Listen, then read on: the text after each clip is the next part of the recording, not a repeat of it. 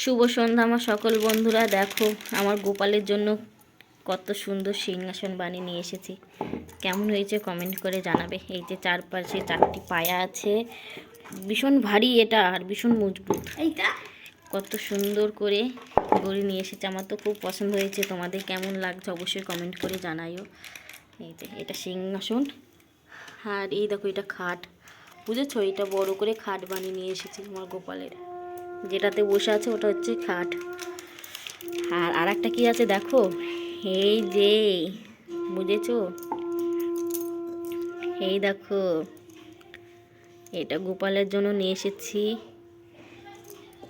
আর এগুলো ফুল, এগুলো সব ফুল রং করে এটা রেখেছি। এটার মধ্যে গোপালের একটা জিনিস রাখবো, কি বলো তো? সেটা হচ্ছে সারপ্রাইজ। কি জিনিস রাখবো তোমাদের পরে অবশ্যই দেখাবো। কেমন লাগছে জিনিসটা খবরদার তোমরা কমেন্ট করে জানাবে। কত সুন্দর, এটা তো বাতির ভিতরে কত সুন্দর, বুঝেছো? আর এটা খাট।